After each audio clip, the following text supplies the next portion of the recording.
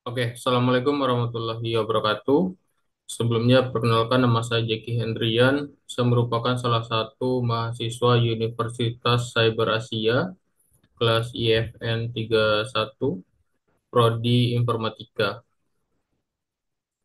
Oke, di video kali ini, di beberapa menit ke depan, saya akan menjelaskan terkait tugas UAS dari mata kuliah Sistem Operasi Jaringan dan Konfigurasi Server, dengan dosen pengampu yaitu Bapak Ambros Magnus Rudolf Mekeng, STMT.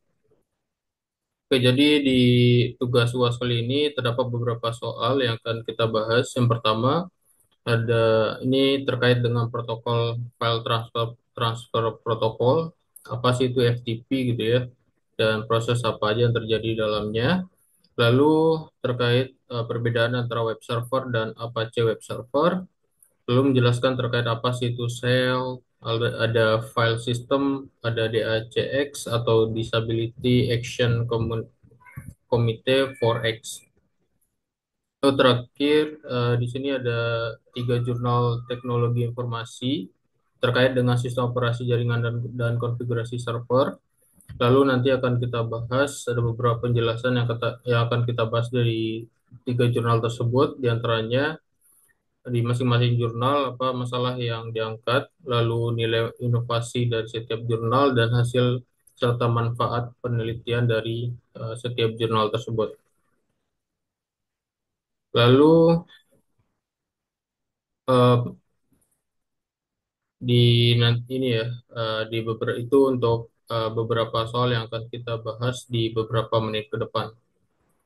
Yang pertama kita bahas dulu terkait file transfer protokol atau FTP, di mana FTP itu merupakan protokol standar jaringan yang digunakan untuk melakukan transfer file antar klien dan server di dalam jaringan komputer, terutama menggunakan TCP/IP.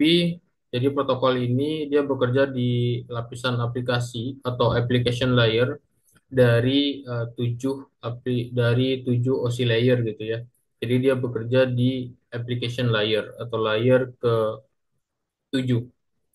Jadi FTP ini dia menggunakan port 21 secara default untuk melakukan koneksi kontrol atau control connection. Oke, jadi itu ya FTP itu jadi digunakan protokol jaringan yang digunakan untuk transfer file seperti download atau upload gitu ya, atau transfer file antar komputer. Nah, ini untuk gambarannya sendiri, ada FTP client, FTP server, ada FTP client. Jadi, misal antar klien ini dia mau akses file yang ada di FTP server, jadi dia menggunakan FTP protokol gitu ya. Atau mau download file dari FTP server gitu ya. Atau saling transfer file antar klien gitu. Jadi dia menggunakan port FTP. Per TCP ya, FTP itu menggunakan TCP. Tujuannya apa dari FTP tersebut gitu ya? Tujuan dari file transfer protokol. Tujuannya yang pertama mengirim atau upload file dari klien ke server, mengambil atau download file dari server ke klien, serta mengelola file di server atau seperti rename, delete, dan list directory dan lain-lain gitu ya. Lalu komponen utama apa aja sih yang ada di FTP tersebut gitu. Yang pertama ada FTP client. Nah, FTP client ini merupakan software atau aplikasi yang digunakan oleh pengguna atau user untuk terhubung ke FTP server dan melakukan operasi seperti mengunduh, mengunduh ini seperti download ya, mengunduh atau download dan mengunggah atau upload serta mengganti nama file, menghapus file serta menavigasi direktori di server. Lalu contoh aplikasi FTP client apa aja gitu ya? Ada FileZilla client, WinSCP, CyberDuck. Ini biasa digunakan di macOS dan Windows. Lalu ada komen FTP di terminal gitu ya. Ada komen FTP seperti di Linux atau di PowerShell Windows. Lalu FTP server. FTP server itu merupakan software yang berjalan di server yang menerima koneksi dari klien dan menyediakan atau provide layanan penyimpanan dan pengambilan file. Nah, FTP server itu menangani permintaan klien atau client request seperti login, mengakses direktori, mengunduh atau mendownload file, serta upload file ke direktori tertentu. Nah, contoh FTP server itu contoh softwarenya apa sih gitu ya? Ada beberapa contoh softwarenya. Di antaranya ada Very Secure FTP Daemon. Nah, ini bisa digunakan di Linux. Ada Prof FTPD. Nah, ini PowerShell dan Flexible. Ini mendukung virtual host. Ada FileZilla Server. Nah, ini sering digunakan pada Windows. Ada Pure FTPD. Ini terkenal dengan security-nya atau keamanannya.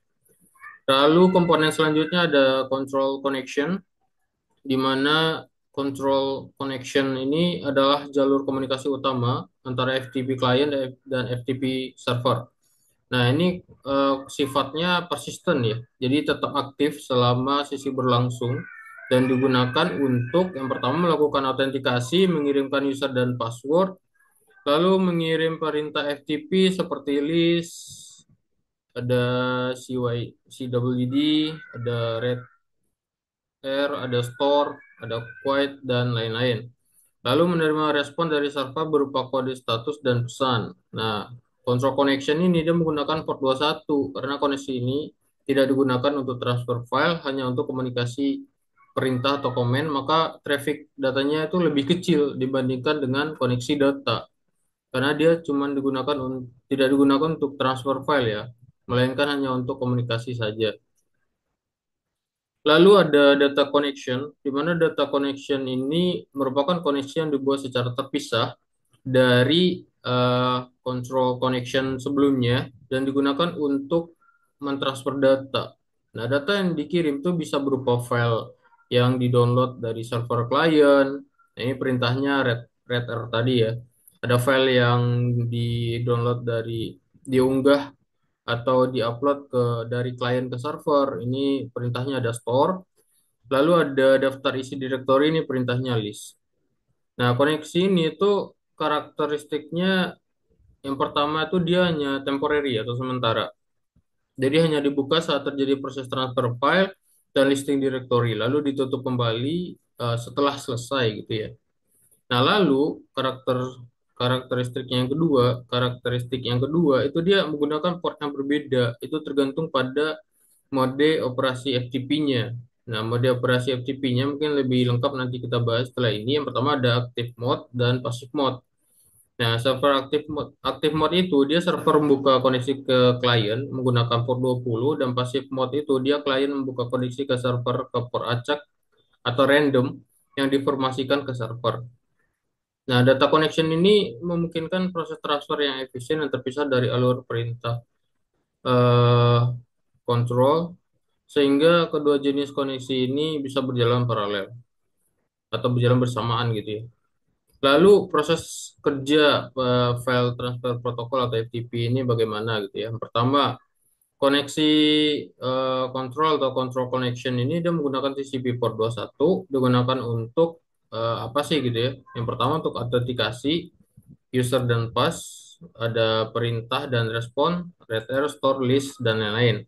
Nah, koneksi ini terus aktif selama sesi FTP itu berlangsung. Jadi dia selalu aktif gitu ya, selama FTP-nya itu berlangsung.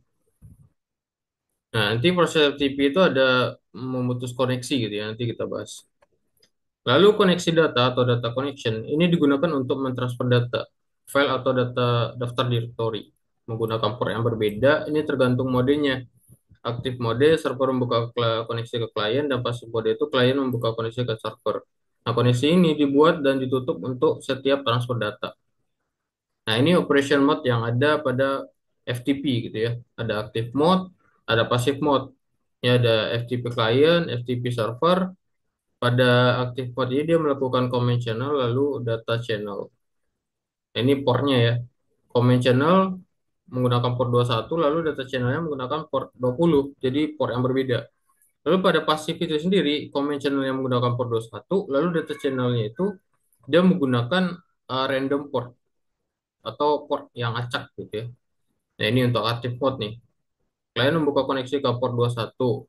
Klien mengirim perintah port dengan informasi IP dan port yang terbuka. Nah, server itu menghubungkan kembali klien ke port tersebut untuk transfer data. Lalu di passive mode itu lebih umum ya digunakan di firewall atau ada NAT gitu ya. NAT, Network Address Translation. Nah, klien membuka koneksi ke server port 21, jadi sama-sama port 21, lalu klien mengirim perintah pasif. Lalu server merespon dengan IP dan port acak untuk data. Nah, ini yang menggunakan port random tadi. Lalu klien membuka koneksi baru ke IP port tersebut. Gitu. Nah, keamanan file transfer FTP. Jadi FTP itu secara default dia tidak aman sebenarnya. Username dan password itu dikirim secara plain text atau teks biasa. Nah, solusinya apa? Jadi di sini ada solusi untuk keamanannya ya. Pertama, FTPS. Nah, FTP dengan SSL atau TLS encryption. Ada FTP, SFTP atau SSL File Transfer Protocol. Nah, ini yang versi secure-nya. Protokol berbeda tapi lebih aman menggunakan SSL. Lalu komen pada file transfer protokol ini ada beberapa komen yang digunakan ya. Ada user, ini mengirim username, ada pass, mengirim password, ada list, melihat isi directory, lalu ada reader, mengubah file dari server, ada store, mengunggah file ke eh, restore itu ini reader ini restore gitu ya, mengunduh atau mendownload file dari server, ada store, mengunggah file ke server atau upload, ada delete. Ini untuk menghapus dan quit untuk mengakhiri sesi FTP. Nah, contoh proses file transfer protokol. Nah, ini contohnya ya. Contoh misalnya dari sisi apa ya? Misalnya user ingin mengunduh atau mendownload file. Ini proses yang terjadi. Yang pertama, klien membuka koneksi ke server FTP port 21. Lalu server melakukan respon atau acknowledge dengan greeting message. Lalu klien mengirim username dan server meminta password dan lalu klien mengirimkan password yang diminta oleh server tadi. Jika loginnya berhasil, maka klien itu akan mengirimkan perintah restore tadi dengan nama file yang sesuai dengan yang kita mau download gitu ya. Lalu server membuat koneksi data ke klien aktif atau menerima koneksi dari klien atau pasif. Lalu file terkirim melalui koneksi data. Setelah selesai koneksi data ditutup atau end session, lalu klien dapat mengirim perintah lainnya atau query untuk keluar. Nah, ini untuk gambaran prosesnya. Lalu yang kedua, apa sih perbedaan antara web server dan Apache web server gitu ya? Yang pertama kita bahas dulu untuk web server. Web server merupakan software atau komputer hardware yang bertugas menerima permintaan dari klien itu biasanya browser gitu ya. Dari klien akses browser melalui protokol HTTP atau HTTPS lalu mengirimkan kembali lalu si server akan mengirimkan kembali halaman web seperti HTML, CSS, JSON atau JS, file, gambar, dan lain sebagainya sebagai respon dari server terhadap kliennya kepada klien. Nah, fungsi utamanya yang pertama itu menyimpan file website, HTML, CSS, JS, media, dan lain-lain ya untuk membentuk yang namanya website tadi. Lalu menyediakan konten web saat diakses oleh pengguna atau user melalui browser, menangani protokol HTTP dan HTTPS. Nah, ini bisa juga memproses dynamic request dengan bantuan interpreter seperti PHP, ada Python dan lain-lain.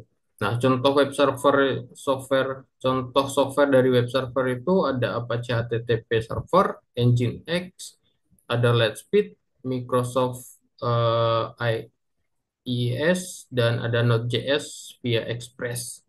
Lalu apa sih itu Apache Web Server gitu ya?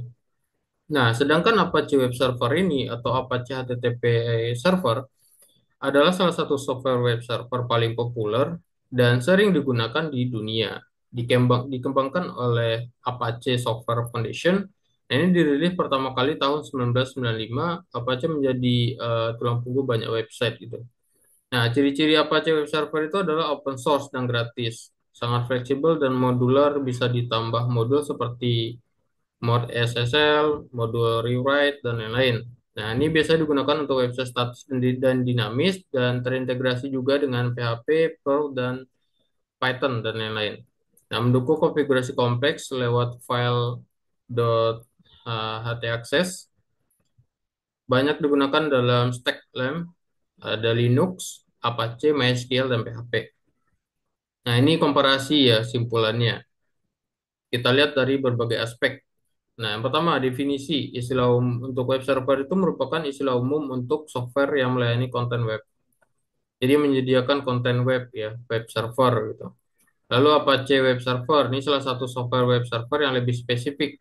Nah, misalkan ini contohnya seperti transportasi, aspeknya transportasi, mobil. Nah, itu kita anggap web server. Lalu mobil itu kan ada banyak merek ya, banyak merek. Nah, itu kita ibaratkan sebagai Apache Web Server itu sendiri gitu. Jadi lebih spesifik software dari web servernya gitu. Nah, fungsinya web server itu menyediakan layanan HTTP dan HTTPS, sedangkan Apache Web Server itu sama tapi khusus diimplementasikan lewat Apache. Contoh lainnya web server itu ada Nginx, IIS, Lightspeed. Nah, Apache adalah salah satu dari contoh dari web server ini. Pengembangannya banyak vendor komunitas, jadi dilakukan pengembangan itu oleh banyak vendor atau komunitas. Apache itu dikembangkan oleh Apache Software Foundation. Nah, popularitasnya konsep datar sistem web untuk Apache sendiri salah satu implementasi paling banyak digunakan. Oke, selanjutnya kita bahas terkait dengan sales, file system, dan DAC atau Disability Action Committee for X. Pertama kita bahas dulu apa sih itu sel ya. Sel itu merupakan interface antara pengguna dan sistem operasi yang berfungsi untuk menafsirkan dan mengeksekusi perintah yang diketikkan oleh pengguna atau user. Jadi, shell itu memungkinkan pengguna untuk menjalankan program, mengelola file, serta mengontrol proses dalam sistem, baik melalui interface berbasis teks seperti Bash dan ZSA, Z, maupun berbasis grafis gitu ya. Nah, dalam sistem berbasis Unix atau Linux, shell ini merupakan komponen penting yang menjadi jembatan atau perantara antara user dan kernel sistem operasi. Nah, ini gambarannya ya. The hardware, kernel, baru shell, dan utilities application. Lalu file system. Nah, file system itu merupakan sistem atau metode yang digunakan oleh sistem operasi untuk mengatur, menyimpan data dalam media penyimpanan seperti hard disk, SSD, dan flash drive. Nah, fungsi utamanya adalah untuk mengelola bagaimana data disimpan, diakses, dan diorganisasi secara hierarki melalui direktori dan file. Selain itu, file system juga menyimpan informasi penting tentang file seperti hak akses, ukuran, dan waktu modifikasi. Contoh file system ada NTFS, FAT32, ada XT4, dan APFS. Lalu ada DAC, Disability Action Committee for X. Nah, ini DAC ini atau Disability Action Committee for X ini adalah komite yang berfokus pada pengembangan aksesibilitas dalam lingkungan X Windows System X11 ya, di mana sistem grafis yang digunakan oleh banyak distribusi Unix dan Linux. DAC ini berperan dalam mendorong pembuatan interface dan aplikasi grafis yang inklusif dan dapat digunakan oleh penyandang disabilitas. Nah, fungsinya meliputi pengembangan standar, panduan teknis, dan dukungan terhadap teknologi bantuan seperti screen reader, pembesar layar, dan navigasi keyboard, sehingga penggunaan sistem komputer menjadi lebih ramah bagi semua kalangan. Nah, ini untuk referensinya. Lalu kita bahas tiga jurnal ya, dan kita coba eh, simpulkan dari beberapa jurnal ini melihat dari beberapa poin, ada masalah yang diangkat, nilai inovasi, dan hasil dan manfaat.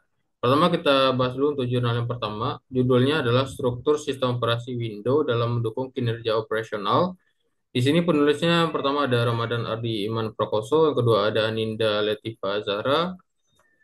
Latifa Aninda Latifa Zahra, Elkin Rilvani. Institusinya berasal dari Universitas Pelita Bangsa dan Universitas Budi Luhur. Jurnal Repeater Publikasi Teknik Informatika dan Jaringan, volume 3, nomor 1. Ini untuk ISSN-nya dan diterbitkan pada 8 Januari 2025, diakses di link berikut. Nah, masalah yang diangkat itu adalah penelitian ini jadi membahas bagaimana sih struktur sistem operasi Windows yang berlapis dan modular mampu mendukung efisiensi operasional perangkat. Jadi mendukung operasional atau performance dari perangkat itu sendiri ya, terutama dalam konteks multitasking, manajemen resource atau sumber daya serta keamanan. Masalah utamanya itu bagaimana fitur-fitur arsitektur Windows seperti Hall, Virtual Memory Manager, Task Manager, dari Resource Monitor itu berkontribusi terhadap peningkatan performa sistem dalam lingkungan operasional nyata. Nah, nilai inovasi yang diangkat itu adalah pendekatan studi literatur terstruktur dan pemetaan arsitektur Windows ke dalam layar fungsional. Ada analisis implementasi dari fitur manajemen sistem internal, Task Manager, Resource Monitor, VMI, WMI yang sering diabaikan dalam konteks akademik. Nah, penekanan pada client server model internal Windows dalam konteks layanan jaringan. Nah, inovasi utamanya itu terletak pada integrasi kajian struktur internal OS Windows dengan pengaruh langsung terhadap efisiensi kerja pengguna profesional. Lalu hasil dan manfaatnya yang pertama, fitur manajemen sistem Task Manager Resource Monitor seperti CPU, RAM, dan jaringan itu sangat membantu dalam sangat membantu dalam jadi Task Manager Resource Monitor itu sangat membantu dalam mengontrol yang namanya konsumsi sumber daya atau resource seperti CPU, RAM, dan jaringan. Nah, struktur modularnya itu ada Hall, VMM, dan sistem keamanan berbasis objek. Ini meningkatkan fleksibilitas, efisiensi, multitasking, dan keamanan data. Nah, manfaat praktisnya itu penelitian ini memberikan wawasan bagi pengguna atau user dan organisasi untuk memanfaatkan fitur Windows secara maksimal agar produktivitas meningkat. Lalu ada jurnal kedua, judulnya adalah Analisis Kinerja Web Server Berbasis Linux Ubuntu 22.04. Penulisnya ada Dimas Surya Rahmadani, Tamsir Aryadi, Eka Novitasari, Dwi Pertiwiningsih.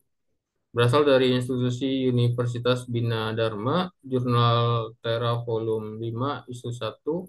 Ini untuk ISSN-nya diterbitkan pada Maret 2025 dan ini untuk sumbernya ya, link referensinya.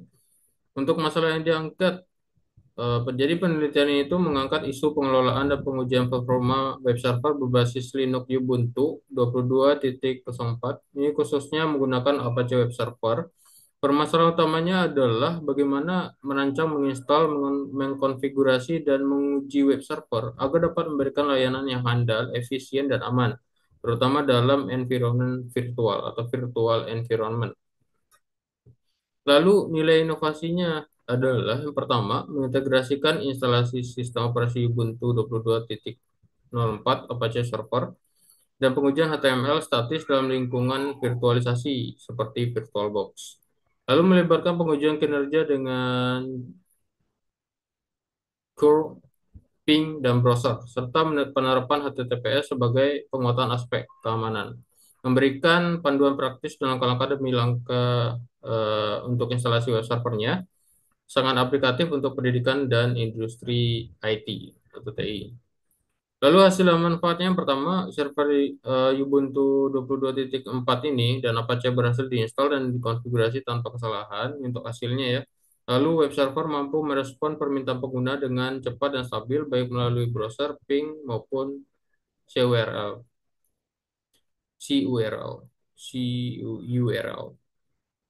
Lalu implementasi HTTPS menunjukkan bahwa sistem mampu menangani keamanan data sehingga cocok untuk penerapan di lingkungan pendidikan maupun komersial. Lalu manfaatnya memberikan solusi praktis untuk membangun layanan web internal menggunakan software open source dan resource-nya itu juga terbatas gitu. Jadi tidak terlalu besar untuk kebutuhan resource-nya. Lalu jurnal yang ketiga, judulnya evaluasi keamanan autentikasi pengguna pada sistem operasi Windows dan Linux. Penulisnya ada Galva Al-Ghazali, Rafif Isdarupa Attallah, dan Elkin Rivalni. Berasal dari institusi Universitas Pelita Bangsa, Jurnal Neptunus, Jurnal Ilmu Komputer dan Teknologi Informasi, Volume 3 nomor 1, ini untuk ISSN-nya, dan diterbitkan pada tanggal 24 Desember 2000. Ini tanggal 24 Desember 2024 ya, harusnya. Oke, maaf, di sini diterbitkan pada 24 Desember tahun 2024. Berikut untuk sumbernya.